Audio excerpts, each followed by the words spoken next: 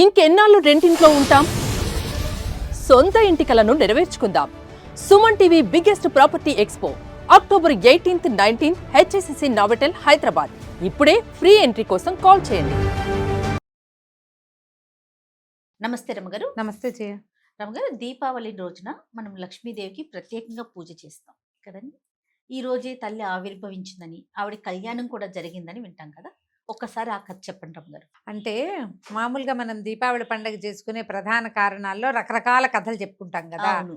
So సత్యభామని, Rukmini, మన కృష్ణ పరమాత్మ ఇద్దరు వెళ్ళి నరకాసురుని సంహరించారని, నరకుడు చతుర్దశి నాడు మరణిస్తే మర్నాడు అందరూ పండగ చేసుకున్నారు. అవును, ఇదొక గాథ చెప్పుకుంటాం.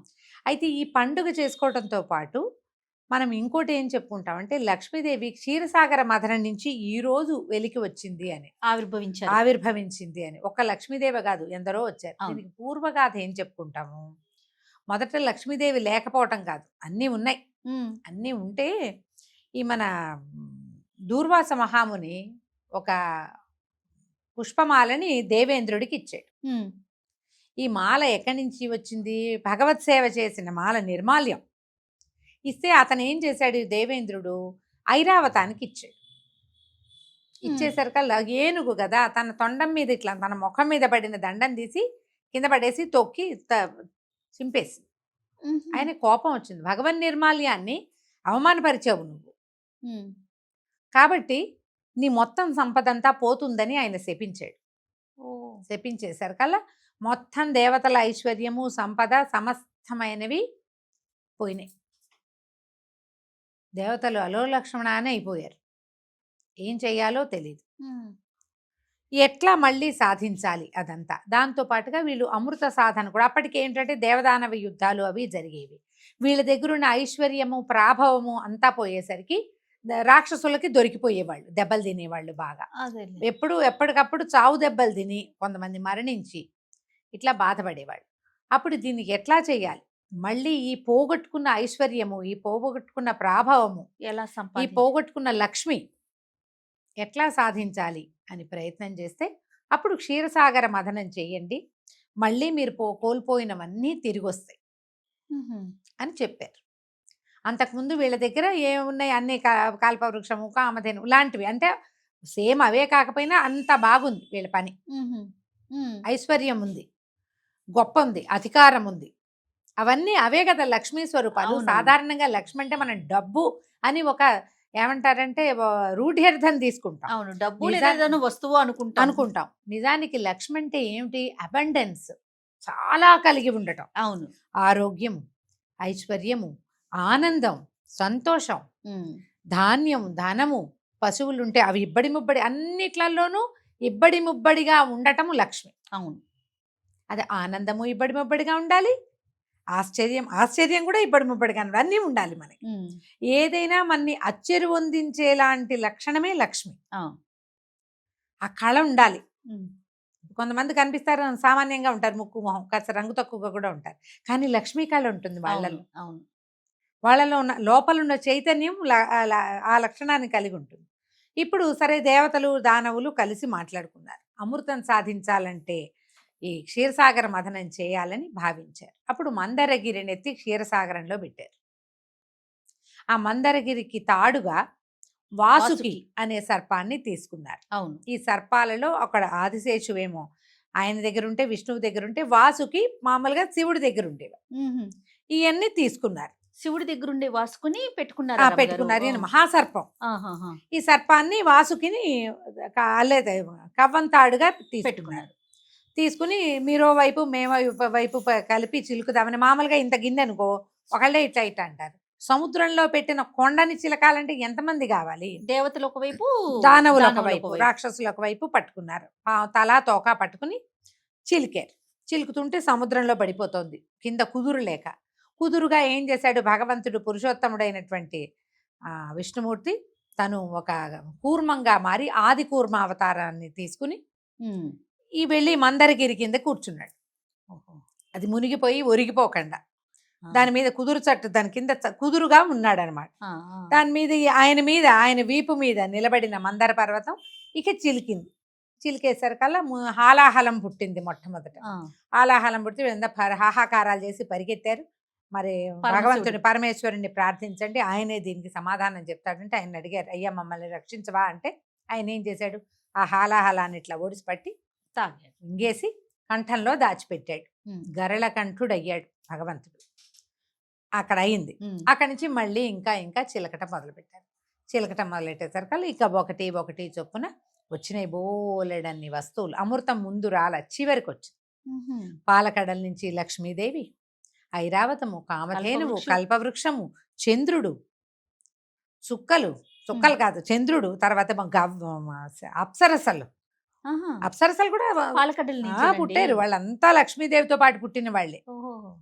వీటన్నిటితో పాటుగా గవ్వలని, శంఖాలని, ఎన్నో రకాల మణులు, అవన్నీ కూడా సముద్రంలోంచి బయటకు వచ్చినాయి. ఉమ్, వీళ్ళందరూ వచ్చాక అమృత భాండం పట్టుకుని ధన్వంతరి ఏం చేశాడు, ఆయన వచ్చాడు. వైద్య గ్రంథం ఒకటి పట్టుకొచ్చాడు, జలగని పట్టుకుని అమృత భాండాన్ని పట్టుకుని వచ్చాడు. జలగ రమ్మగారు. జలగ. ఆహా. ఆ జలగలతోటి వైద్యం చేస్తారు కదా, అవును. ఆయన చేతిలో ఉంటుందట. ఈయన ఆహా. వచ్చాడు. వచ్చేసరికల్లా మాకని పోరాటానికి దిగారు. మళ్ళీ ఏం చేశాడు విష్ణుమూర్తి, మోహిని స్వరూపం దాల్చి ఆ అమృతాన్ని పంచిపెట్టాడు. ఏ రోజున ఈ మొట్టమొదట లక్ష్మీదేవి ఇందులోంచి బయటకు వచ్చిందో ఆ రోజు ఈ అమావాస్య. దీపావళి అమావాస్య నాడే లక్ష్మీదేవి జననం జరిగిందని చెప్తారు. ఇది ఒక గాథగా, ఒక పురాణంలో ఇది చెప్పబడింది. చెప్పబడింది. లక్ష్మీదేవి జన్మించింది. ఆమె అందులోంచి బయటికి వచ్చాక ఎంత పరమాద్భుత సౌందర్యవతి, సాగిలపడ్డారు అంతా. ఆ సౌందర్యాన్ని చూసి మా సౌందర్యం ఏమిటి, ఆ మహోత్కృష్ట, ఆమె లేకేగా ఇలా దౌర్భాగ్యం పాలైపోయాం మనము. మొత్తం అంతా చెడిపోయింది కదా, ఇంకేం అవును. లేదు. ఆమె వచ్చేసరికల్లా ఆమె ఏం చేసింది, వెంటనే ఈ దేవేంద్రుడు ఆమె పరిపరి విధాలుగా ప్రార్థించి ఆమె కోసం తపస్సు చేసి ఆమెను కోరుకున్నాడమ్మా, మా యందు దయ ఉంచమని. అప్పుడు ఆవిడ ఏం చేసిందంటే అన్ని చోట్ల తన తాలూకు యశస్సుని, ప్రాభవాన్ని ఉంచింది. ఉహుం. భూమి మీదేమో ధాన్యంగా, ధాన్యలక్ష్మిగా, తర్వాత ఏమో ఈ సముద్రాలలో నీటి యందు కూడా తీయదనాన్ని, అట్లా ప్రతి చోట తన యొక్క గొప్పతనాన్ని ఉంచింది. ఆ లోపల నుంచి బయటికి వచ్చినటువంటి అమ్మని విష్ణువుకి సమర్పించారు. ఉహుం. ఆయన్ని చేరుకుంది. ఆయన ఎత్తి ఆమెను వక్షస్థలంలో పెట్టుకున్నాడు. విష్ణు వక్షస్థల నివాసిని అయిపోయింది అమ్మవారు. ఓ. వివాహం చేసుకుని ఆమెని తన వక్షస్థలంలో పెట్టుకున్నాడు. ఆమె తన యొక్క అన్ని కళలని ఈ ప్రపంచం అంతా పంచిపెట్టింది. ఆమెదే ఈ గొప్పతనం అంతా.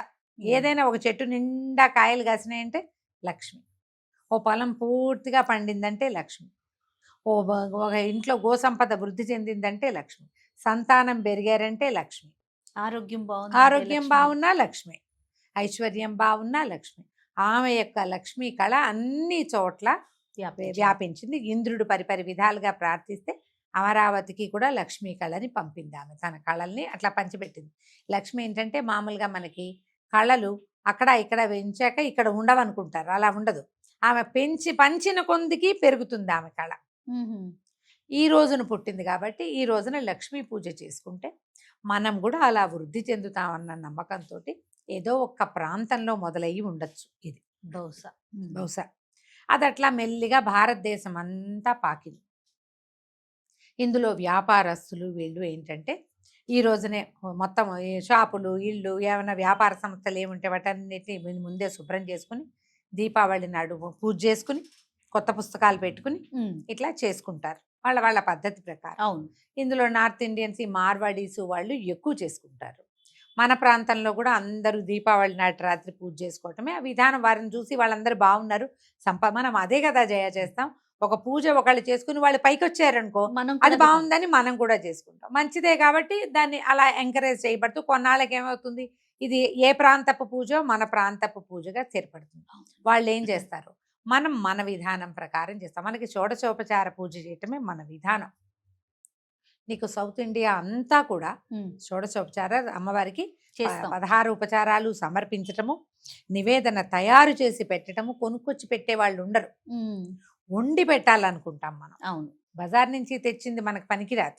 ఇక్కడంతా కూడా వండుకుంటాం. పాయసం చేస్తాం, క్షీరాన్నం చేస్తాం, తర్వాత ఈ బూందీ లడ్డూలని, మైసూర్ పాకులని, శనగపిండితో చేస్తాం కదా బేసన్ లడ్డు అని, అట్లా ఏవో ఒకటి శనగపిండితో చేసిన పదార్థాలని నివేదన చేయటం, మనకున్న సొమ్ములన్నీ అమ్మవారికి సమర్పించడం, కొంత డబ్బులు పెట్టి పూజ చేసుకోవటం, ఎవరెవరి మనసుని బట్టి వాళ్ళు పూజ చేసుకుంటారు. మనం అందుకు లక్ష్మీ పూజ చేసుకోవాలి. ఇప్పుడు ఈ లక్ష్మి అంటే మళ్ళీ మళ్ళీ మనం చెప్పుకోవాల్సింది ఏంటంటే డబ్బు అని అనుకోవద్దు. విద్యాభివృద్ధి కూడా, విద్యాలక్ష్మి, సంతాన లక్ష్మి, ధనలక్ష్మితో పాటు ధైర్యలక్ష్మి కూడా. అవునండి. ఎంతమంది ఉన్నారు అవును, అష్టలక్ష్ములు? అవును, అవును. ఈ అన్ని లక్ష్ములతో పాటు సిద్ధలక్ష్మి అని ఒకటి ఉంది. సిద్ధి, ఆ, మనకి ఏదైనా సిద్ధించటం, ఆ, అది కూడా కావాల్సిందేగా. ఖచ్చితంగాను. ఆమె అనుగ్రహం లేకపోతే అది ఉండదు. అవును. అందుకని ఈ రకంగా మనం పూజ చేసుకుంటాం. దీనికి ఏమి నియమం లేదమ్మా, ఇలాగే చెయ్యాలి, ఇంతే చెయ్యాలి, ఉమ్. వీళ్ళే చెయ్యాలి, అలా ఏమీ లేదు. అందరూ ఎవరైనా చక్కగా లక్ష్మీ పూజ చేసుకోవచ్చు. హాయిగా చేసుకోండి. కథ ఎంత మంచి కథ చెప్పుకున్నాను చూడండి. చాలా సంతోషం రామ్ గారు. మరొకసారి దీపావళి శుభాకాంక్షలు.